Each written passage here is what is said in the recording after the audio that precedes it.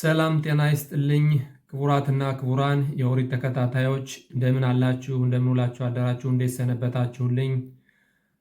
የአምላክ ቸርነትና በረከት አይለያችሁ እያልሁኝ ዕለተ ሰኞ ሲሆን እንደ ዕብራውያን ዘመን አቆጣጠር ኢያር በሚባለው ወር 21 ቀን 5785 ዓመት ዓለም ላይ እንገኛለን። ዛሬ ደግሞ የአምላክ ፍቃዱ ቢሆን ትንሽ በአንድ ላይ ልንወያይባቸው ያመጣኋቸው ርዕስ ከአንዳንድ አድማጮች የተሰነዘሩ ወቀሳዎችን ነው። እንግዲህ ይህንን ወቀሳ በኦሪታችን እይታ ወይም ደግሞ ካሳለፍነው ከኦሪታችን ክፍል ጋር ትንሽ አጣቅሼ ወደ እናንተ ጆሮ ላቀርባት ወድጃለሁ፣ የአምላክ ፍቃዱ ቢሆን ማለት ነው። ይህ ምንድን ነው? አድማጭ የወቀሰው ወቀሳ ምንድን ነው? በእውነት ፈጣሪ አምላክ ፍጥረቶቹን አንዱን ከፍ አንዱን ዝቅ አድርጎ የሚመዝንበት ሚዛን አለው ወይ? ሁሉም ሰው እኮ አንድ ነው የሚል ነው። ሁሉም ሰው አንድ ነው ሲባል እንደ ዓለማዊ እይታው እንደ ፊዚካዊ ብቻ ሳይሆን እንደ መንፈሳዊ እይታ ማለት ነው።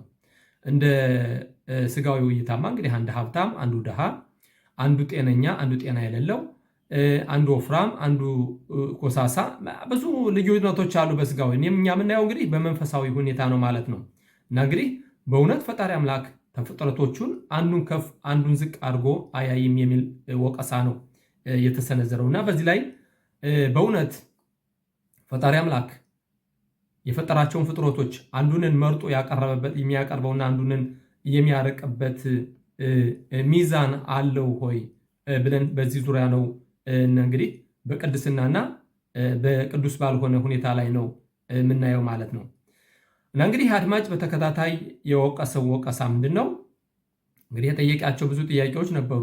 ይሄ አስተምሮ ለይሁዳውያን ቤት ብቻ እንጂ ለሌሎችን አይመለከትም ብዬ በመለስኩበት ጊዜ የፈጣሪን ቃል ለመማር የግዴታ የይሁዳውያን ብቻ መሆን የለበትም የሚልና በእውነት ፈጣሪ አምላክ አንዱን ለይቶ አንዱን ዝቅ አንዱን ከፍ የሚያደርግበት ሚዛን የለውም። ስለዚህ ሁሉም ሕዝብ አንድ ነው የሚል ጥያቄዎችን ነው የተጠየቀው። እና እንግዲህ ባሳለፍነው የኦሪት ክፍላችን እንደምታዩትኝ ያነበብነው ምንድነው?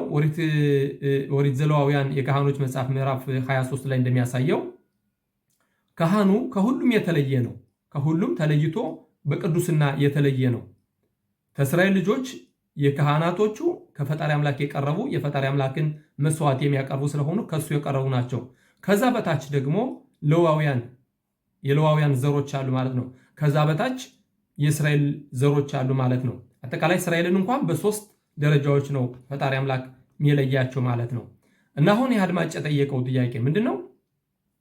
አምላክ እኮ ፍጥረታቱን ለይቶ የሚያይበት መነጽር ወይም ሚዛን የለውም። ሁሉም ፍጥረቶቹን በአንድ ነው የሚያያቸው የሚል ነው። ከዚህ ላይ አድማጭ እርግጠኛ ነኝ መጽሐፍ ቅዱስን አያውቀውም። መጽሐፍ ቅዱስን የሚያነብ ሰው ከሆነ ደግሞ ይህን ማለት አይቻልም። ምሳሌ አድርጌ ልውሰድና 10ቱን ትእዛዛቶች እንኳን ብንወስድ ማለት ነው። ኦሪት ዘጸአት ምዕራፍ 19 ቁጥር 5 እና 6 እንዲህ ሲል ያሳየናል ማለት ነው። አሁንም ቃሌን በእውነት ብትሰሙ ኪዳኔንም ብትጠብቁ ምድር ሁሉ የኔ ናትና ከአሕዛብ ሁሉ የተመረጠ ርስት ትሆኑልኛላችሁ ይላል። ማንን ነው? የእስራኤል ልጆች ነው። ታዲያ ከዚህ ላይ ልዩነት የለም። ወደኋላ ሁኔታውን የምናየው ነን። ልዩነቱ ምንድን ነው?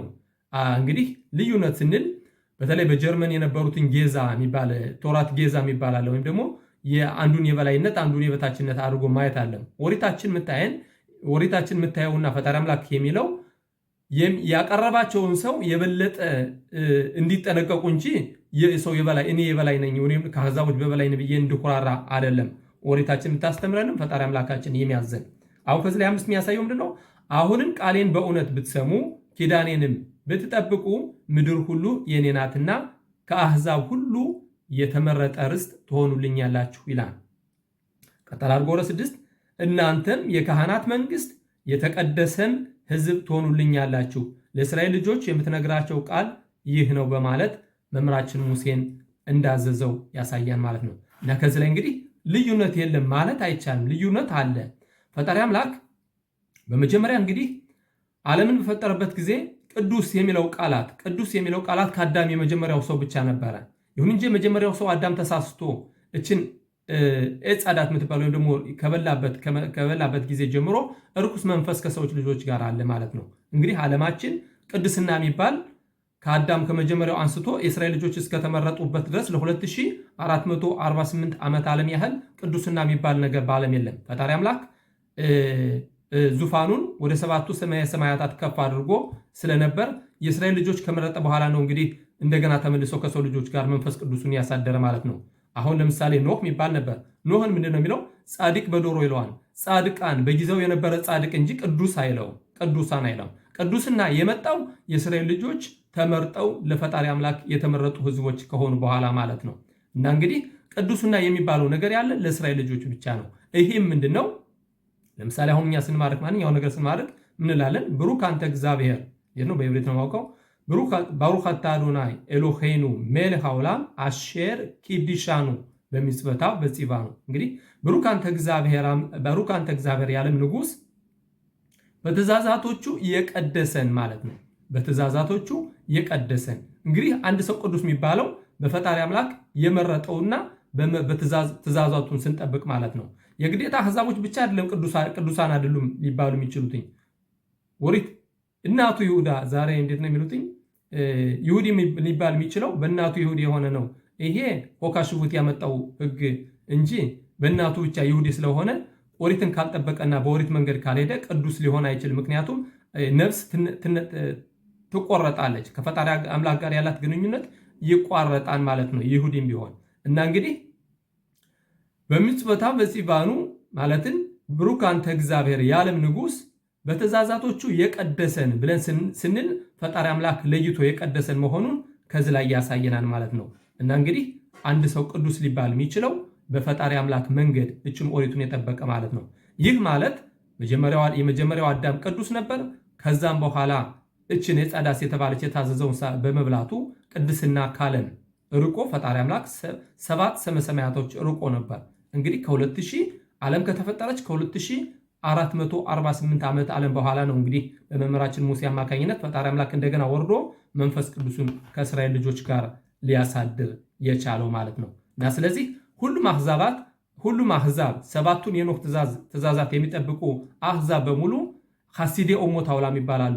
የዓለም ሐሲድ ይባላሉ እንጂ ቅዱስና የሚባል በዓለም ዘንድ በፍጹም የለም። ቅዱስ የሚባል የሚችል ኦሪትን የሚጠብቅና በኦሪቱ መንገድ የሚሄድና ፈጣሪ አምላክ ያዘዘውን ትእዛዝ የሚፈጽሙ የእስራኤል ልጆች ብቻ ናቸው ማለት ነው ቅዱሳን ሊባሉ የሚችሉ። ሌላም ምሳሌ አለ። ኦሪት ዘዳግም ምዕራፍ 4 ቁጥር 34 ላይ እንዲህ ሲል ያሳየናል።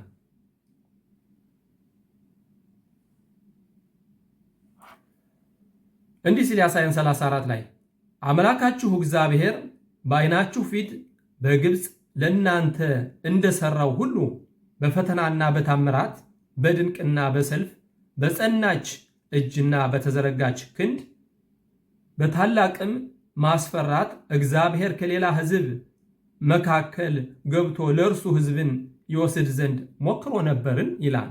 እንግዲህ እግዚአብሔር አምላክ ከሌላ ሕዝብ ገብቶ ለሱ የሆኑት ዘንድ የተለዩ ቅዱሳን የሆኑት ዘንድ ማምለከት ኮሃንም ለኮይ ወደሽ ወይም ደግሞ የአሕዛብ ቅዱሳን ማምለከት ኮሃንም ለኮይ ካሉሽ ማለት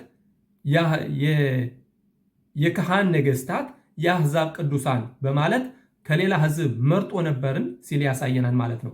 እና ይህ ማለት የእስራኤል ልጆች የተለዩና ልዩነታችንም ደግሞ አንደኛ ኦሪቱን ስንጠብቅ በትእዛዙ ሲነድ ኦሪቱን ስንጠብቅ እንጂ እንደ ማንኛውም አሕዛብ ከሆነና ያየነውን አይናችን ያየውን ከበላና እንትን ካልነን በተለይ ሰንበት ቅዱስና የሚባለው ነገር የመጀመሪያው ሰንበት ነች ማለት ነው ለእስራኤል ልጆች የሰጠኝ። እንግዲህ ፈጣሪ አምላክ ዓለምን ሲፈጥር 6 ቀን ፈጥሮ በ6 ቀን ሰርቶ በሰባተኛው ቀን አረፈ ተነፈሰ። ሰንበት የመጀመሪያይቱ በረሽት ትባላለች እና እንግዲህ ሰንበት ነች ቅዱሳን።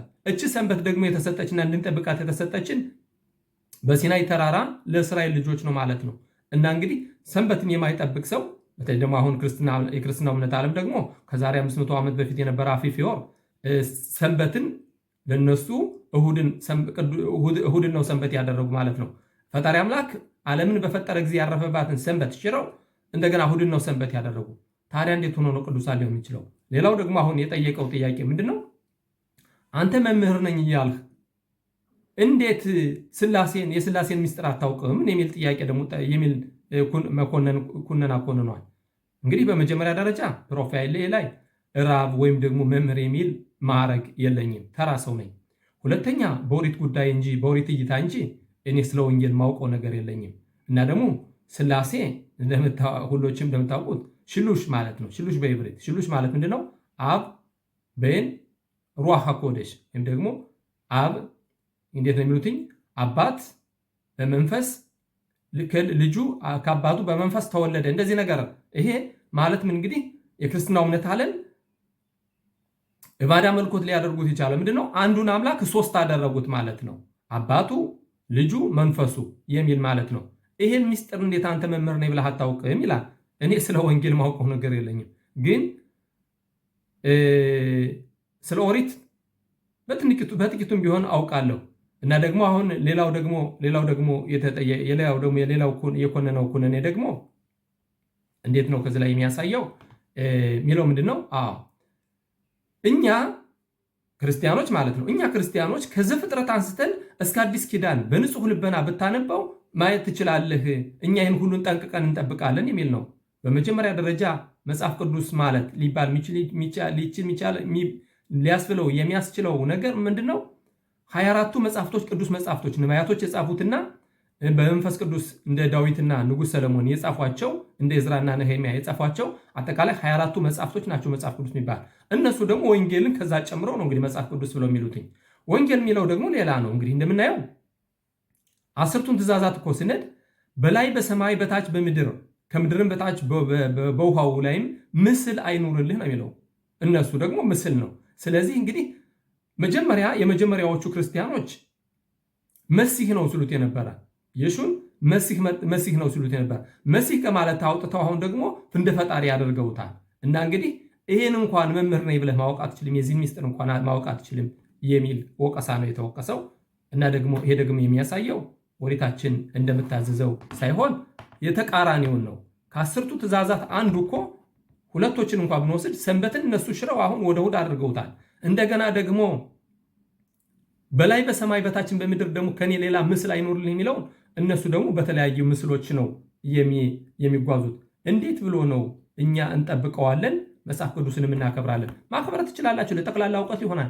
ይሁን እንጂ መንግስተ ሰማያትን መውረስ ያስፈለገው አሕዛብ ሁሉ ከባዕድ አምልኮት ከተለያዩ ምስሎችና ከሶስት አንድ አለኝ ሁለት አለኝ ሶስት አለኝ ከሚለው ወጣ ብሎ 7ቱን የኖህ ትእዛዛት የጠበቀ መንግስተ ሰማያትን መውረስ ይችላል። ይሁን እንጂ ቅዱሳን የሚባለው ግን ከእስራኤል ልጆች ብቻና ኦሪትን በስነ ስርዓቱ የጠበቀ ብቻ ነው ቅድስና አለው ሊባል የሚችለው።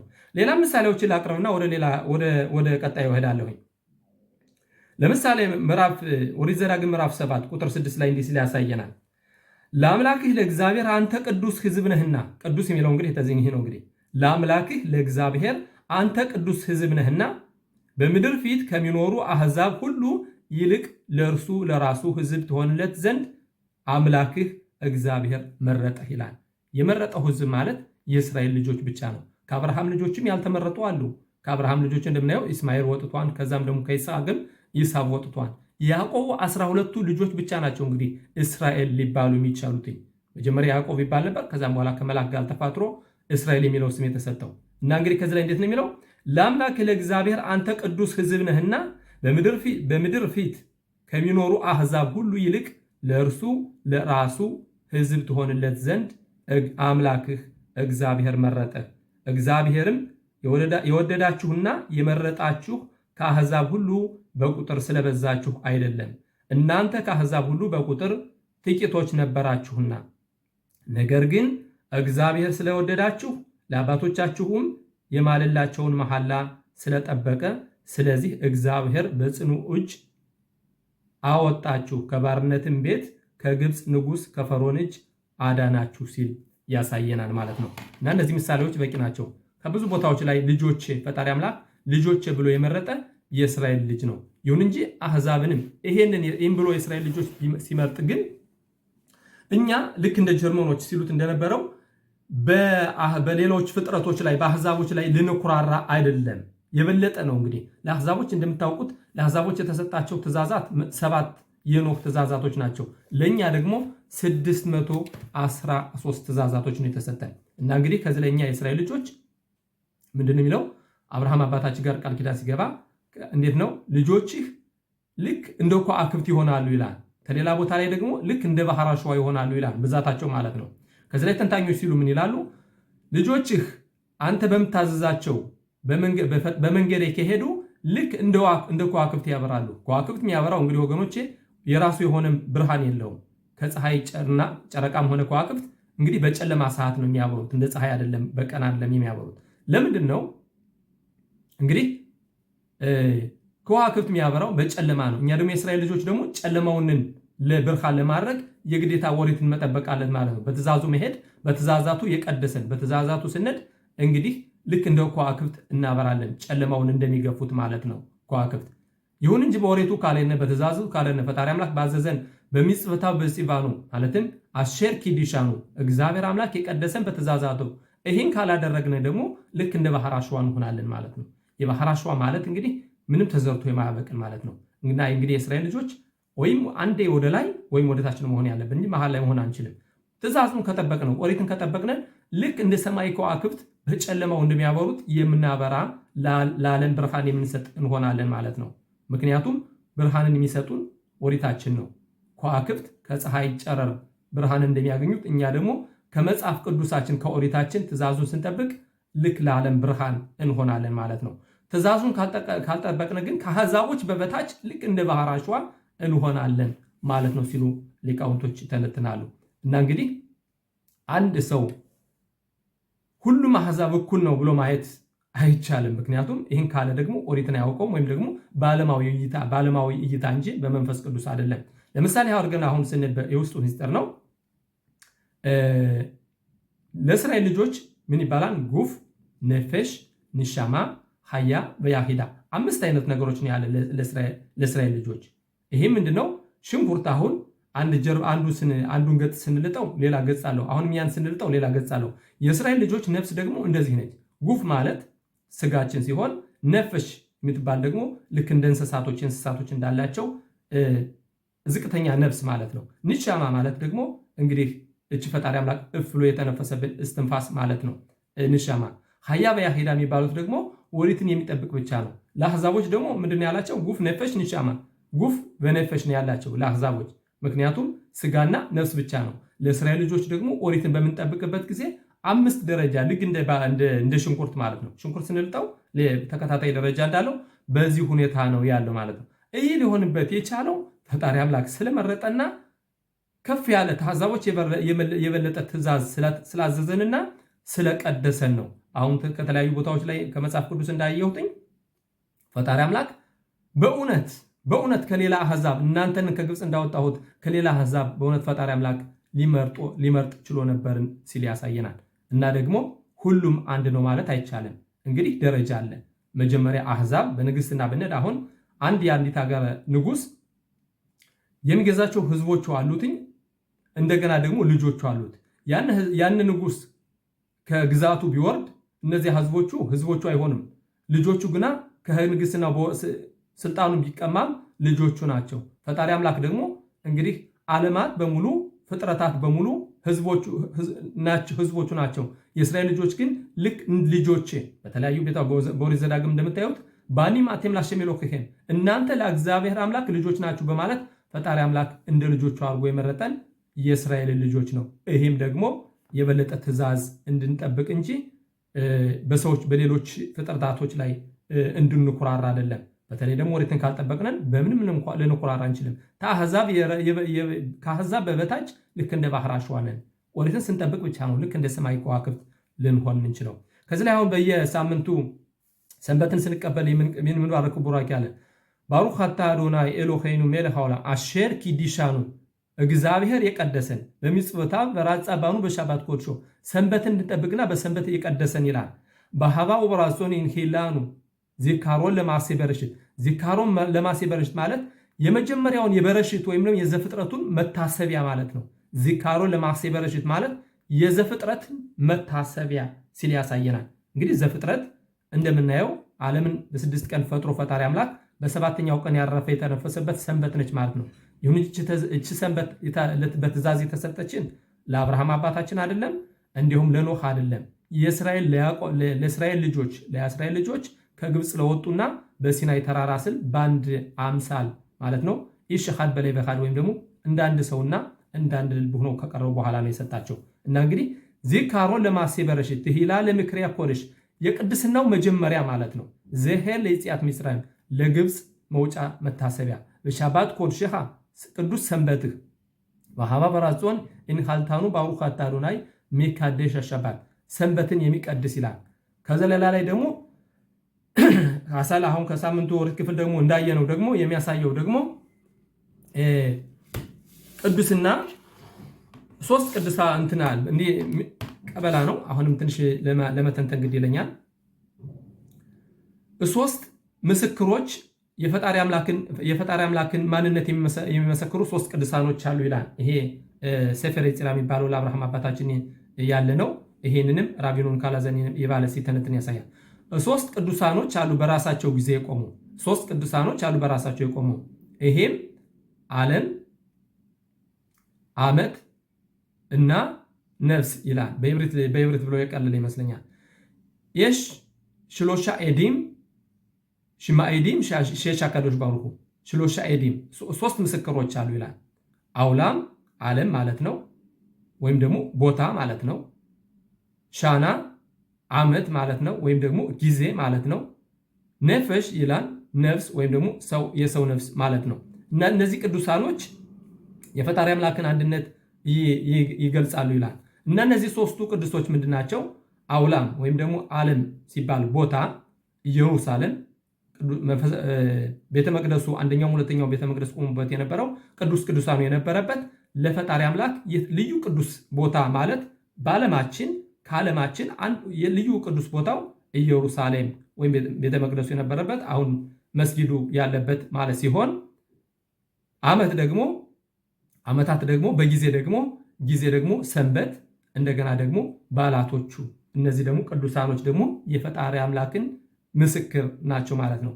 ነፍሽ ወይም ደግሞ ነፍስ ደግሞ የእስራኤል ልጆች ቅዱሳን ደግሞ ፈጣሪ አምላክ በአንዲም አቴምላቸው መልኮሄን እግዚአብሔር አምላክ እንደ ልጆቹ አድርጎ የቀደሳቸው ሲል የመረጣቸው እነዚህ ሶስት ቅዱሶች የፈጣሪ አምላክን አንድነት ይናገራሉ ይላል። እና እንግዲህ ቅዱስና ያለው በእስራኤል ልጆች ብቻ ነው። ይህም የሆነው መቼ ነው? ዓለም ከተፈጠረች 2448 ዓመት ዓለም ሲሆን ከዓለም ህዝቦች ፈጣሪ አምላክ ለይቶ የመረጣቸው የእስራኤል ልጆች በዚች መመሪያ እንድንሄድና ቅዱስ እንድንሆን አሼር ኪዲሻኑ በሚጽወታው እግዚአብሔር በትእዛዛቶቹ የቀደሰን ሲል ያሳያል። እና እንግዲህ ቅድስና ያለው ከዚህ ላይ ነው። ሌላው ደግሞ አብዳላ ምንላለን። አሁን ሰንበት ስትወጣ ደግሞ የምንባረከው ቡራኪ አለ። ምን ስንለው ምንባረክ ባሩክ አታ አዶናይ ኤሎሄኑ ሜሌክ አውላም ሃማብዲል ቤን ኮደሽ ለሆን እንግዲህ ብሩክ አንተ እግዚአብሔር የዓለም ንጉሥ በቅድስናና በአፈር የምትለይ ይላል። ሆል ማለት እንግዲህ እንደምታውቁት ወገኖች አፈር ነው።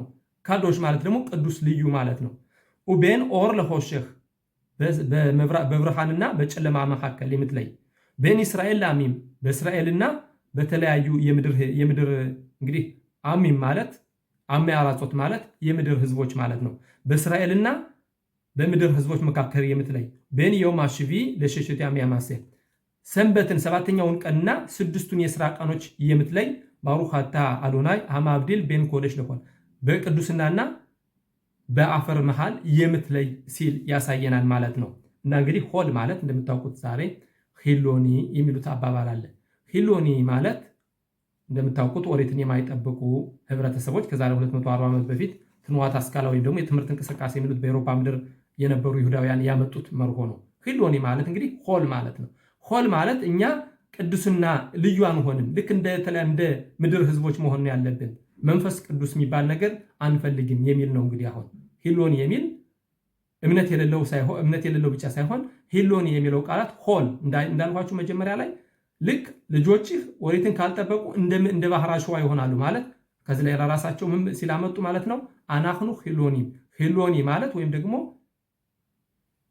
መንፈስ ቅዱስን እኛ አንጨምርም። ልክ እንደተለያዩ እንደ ምድር ህዝቦች ሆል ወይም ደግሞ አፈራዊ ኑሮ ብቻ መኖር የምንፈልግ ነን ይላል። እንግዲህ ከዚህ ላይ የሚያሳየ ምንድነው?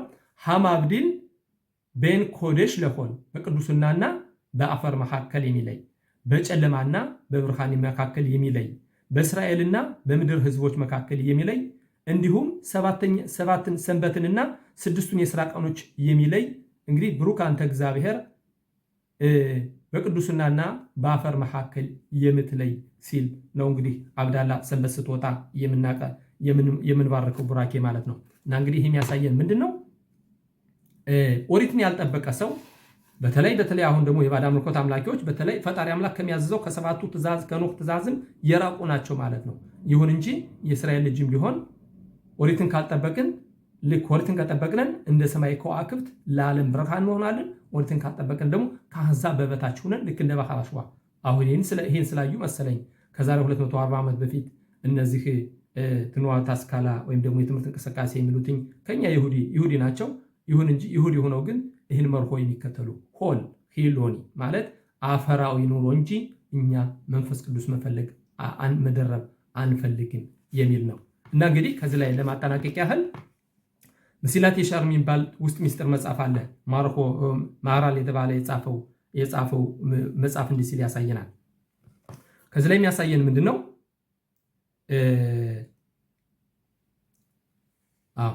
አቶራ ማብያ ሊያደዝይሩት ኦሪት አንድን ሰው እንዲጠነቀቅ ታመጣዋለች። አቶራ ማብያ ሊያደዝይሩት ኦሪት የሰው ልጅ እንዲጠነቀቅ ታመጣዋለች። ዝሂሩት ማብያ ሊያደዝር ይዙት ጥንቃቄ ደግሞ ፈጣን እንድንሆን የፈጣሪ አምላክን ትእዛዝ ለመጠበቅ ፈጣን እንድንሆን ታመጣናለች። ዝርዝዩት ማብያ ሊያደንኪዩት ፈጣንነታችን ደግሞ ንጹህ እንድንሆን ወደ ንጹህነት ታመጣናለች። ንኪዩት ማብያ ሊያደ ፕሪሹት ደግሞ እንግዲህ ንጹህ ስንሆን ደግሞ ከሁሉም የተለየን ፕሪሹት ማለት ሊፍሮሽ ማለት ነው። የተለየን እንድንሆን ታለ ፕሪሹት ማብያ ሊያደ ተሃራ ማለት ደግሞ በጣም ንጹህ መሆን ማለት ነው። ተሃራ ማብያ ሊያደ ሐሲዱት እንግዲህ ሐሲድ ማለት በጎ አድራጎትና ልክ ዓለም ህዝቦችን ሰባቱን የኖህ ትእዛዛቶች ከጠበቁ መሆን የሚችሉት ነው። ሐሲዱት ማብያ ሊያደ አናባ ደግሞ ማለት ትሁት ማለት ነው። ልክ እንደ የመምህራችን ሙሴ ደረጃ ማለት ነው። አናባ ማለት ደግሞ አናባ ማብያ ሊያደ ይራት ሄት እንግዲህ አናባ ማለት ትሁት ነው። ትሁትነት ደግሞ ምን ያመጣል? ፍራ እግዚአብሔርን እንዲኖረን ያደርገናል ማለት ነው። ይራት ሄት ማብያ ሊያደ ቅዱሻ ፍራ እግዚአብሔር ደግሞ ወደ ቅዱስና ያመጣናል ማለት ነው። ቅዱሻ ማብያ ሊያደ ሩዋሃ ቆደሽ ቅዱስና ደግሞ መንፈስ ቅዱስን እንድታርፍብን ያደርጋል። ሩዋሃ ቆደሽ ማብያ ሊያደ ትህያት አሜቲም መንፈስ ቅዱስ ካደረብን ደግሞ ሙታንን ማስነሳት የምንችለው እንግዲህ እነዚህ 10 ደረጃዎች ናቸው። ማንም ሰው ሊደርስባቸው አይችልም። መምህራችን ሙሴ እንኳን 49ኙ ከቢና ማለትም ከእውቀት በሮች ደርሶ 50ኛው አልደረሰ ማለት ነው። እና ከዚህ መድረስ ቅዱስ የሚባል እንግዲህ እነዚህን ደረጃዎች ያለፈ ሰው ነው ማለት ነው እንጂ ማንኛውም ሰው ቅዱሳን ሊባል አይችልም። ግን ይሁን እንጂ እኛ የእስራኤል ልጆች ግን በኦሪቱ ከሄድን በመንገዱ ከሄድንና እኒህን ደረጃዎች ከጠበቅን ግን ቅዱሳን መሆን እንችላለን ማለት ነው እንጂ የተለያዩ ዓለም ህዝቦች ግን ሐሲዴ ኦሞት አውላም ሐሲዲም ይባላሉ እንጂ ቅድስና ለማንኛውም አልተሰጠም እላለሁ። እና ወገኖቼ ምን ይላል ቤንጎሮን ቀደም ባሉት ጊዜ ይላል ሎ ሐሹ ማየምሩ አጎይም አሐሹ ማያሱ ይሁዲም ማለትም አሕዛቦች የሚሉትኝ ሐሹ ማለት አሕዛቦች የሚሉት አስፈላጊ አይደለም። አስፈላጊነቱ የእስራኤል ልጆች ምን ያደርጋሉ የሚለው ነው። እንዴት ነው? አሁን በዕብራይስጥ ሎ ሐሹ ማየምሩ አጎይም አሐሹ ማያሱ አይሁዲም አሕዛቦች የሚሉት ሳይሆን እኛ የእስራኤል ልጆች ምናደርገው ብቻ ነው የሚወስነው ማለት ነው። ይህን ይመስላል ወገኖቼ። በሚቀጥለው ሳምንት የሳምንቱ ህይወት ክፍል አይኖረኝ ይችላል። አንድ የሆነ ቦታ መሄድበት ስላለኝ ጊዜ ካገኘሁ ነገ የሳምንቱን የወርት ክፍል ማቅረብ እሞክራለሁ። ካላገኘሁም ደግሞ ሰላም ሁኑልኝ። ይህን ይመስላል የሳምንቱ የወርት ክፍሌ። ሰላም። ቀጣዩ ሳምንት ሰላም የሰፈነበት ሳምንት እንዲሆንላችሁ እመኛለሁ። አስተያየታችሁ ለማይለየኝና እንዲሁም ላይክ እና ሰብስክራይብ እያደረጋችሁ ሌሎች እንዲያውቁ ለምታደርጉ ምስጋና ከፍ ያለ ነው። በጣም አመሰግናችኋለሁ። መልካም ቀጣይ ሳምንት